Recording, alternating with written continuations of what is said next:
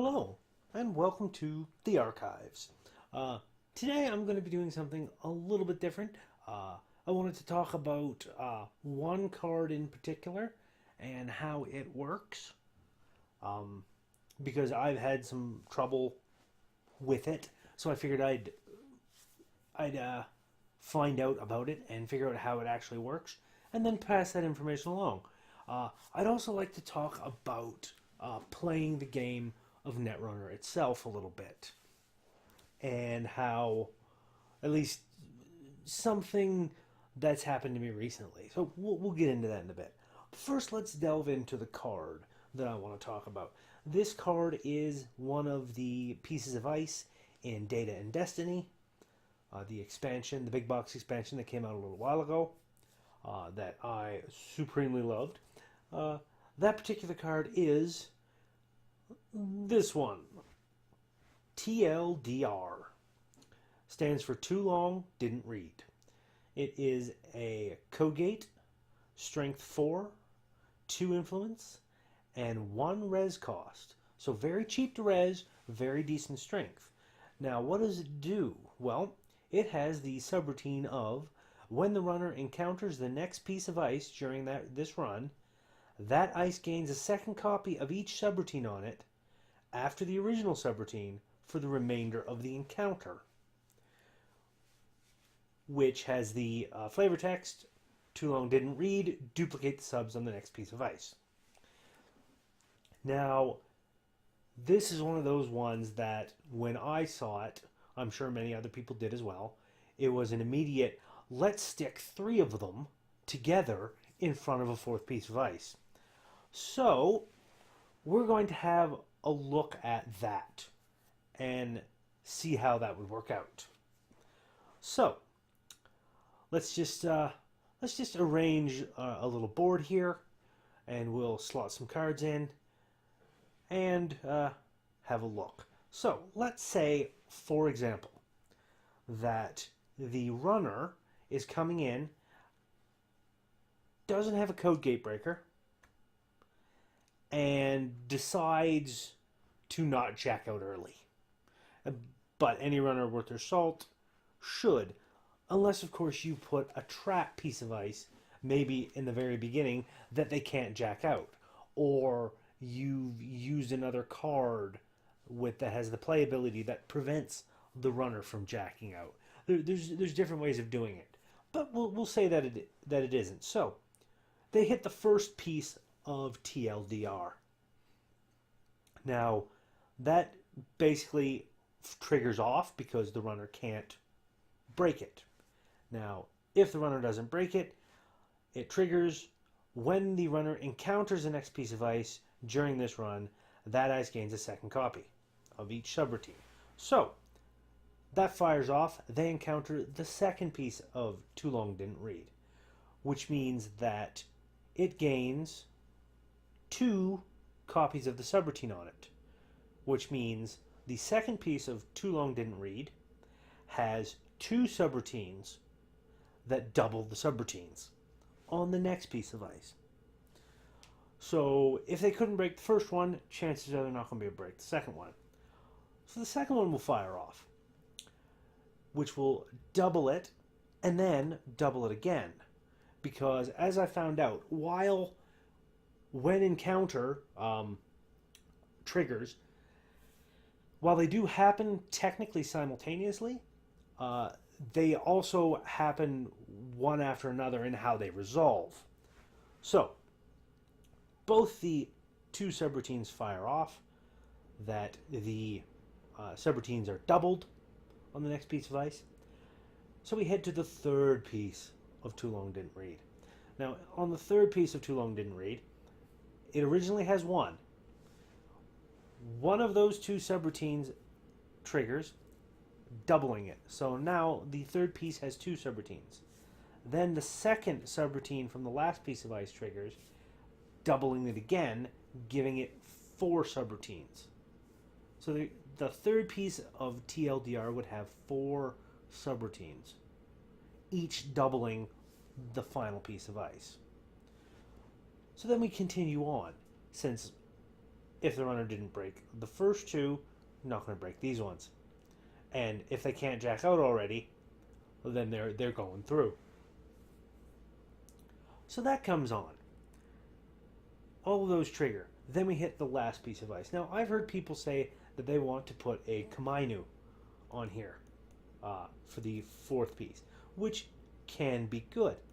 Now, that fourth piece, whatever it is, we'll say it's a Kamainu. And the Kamainu is that when the runner encounters it, it gains do 1 net damage subroutine for every card in the runner's grip. We'll say the runner has 5 cards, just for an example, a full hand. So they hit Kamainu. And what happens then is that there are 5 different when encounter subroutines, or when encounter effects that have to be triggered. And the Corp can choose which way it happens. So naturally the Corp is going to choose the Kamainu one first. That the card gains 5 do 1 net damage subroutines on it. When that happens, then the other ones trigger. So the first too long didn't read. We'll go and double our particular subroutines. So you start out with 5 subroutines on Kamainu. The first too long didn't read triggers, subroutine triggers, giving you 10 subroutines. The second one triggers, giving you 20. The third one triggers, giving you 40. And then finally the fourth one triggers, giving you 80 subroutines. 80 subroutines of do 1 net damage on Kamainu. That is practically a metric fuck ton of subroutines and net damage. So it's easy to see why Too Long Didn't Read can be a good card in the right particular, in the right decks. Pardon me. The only issue is, like all ice, unless that subroutine can fire, then it's not going to do anything because the runner can break through it. So it all depends on how things go. It's like 80 net damage though. That is insane. So that's just a little bit of a guide as to how it works. And because I thought it would be less than that, because I'm like, that's too ridiculous otherwise. But no, that's the way it plays. So it's kind of neat. I rather like this card. I've had it in some of my decks before. Strength 4 is nothing to sneeze at either. I've actually had a thought of including this, because there's only 2 influence. It's not heavy influence. Including 3 of these in a Jinteki deck that is pretty good on code gates. I've got an idea for one of them brewing. So I may end up splashing this. But I wanted to kind of just run through that for you all to get that out. The other thing I wanted to talk about was in playing the game. Not any rules or any mechanics, just general behavior of a player in playing the game. Because something happened to me, and it didn't piss me off or anything like that. It didn't really make me angry. I was more confused than anything else. But it happened to me when I was playing on Jinteki.net. I started a game. The guy I was playing with was doing pretty good because he'd gotten 2 of my agendas already. I managed to get him to take a Shikyu instead of taking net damage. So that was good. So I think he was at 3 agenda points. So he was in the lead. And he was doing quite well. And then, out of pretty much nowhere, he conceded the game and said, good game. And I'm like, all right, that's kind of weird. Um, Good game, I said.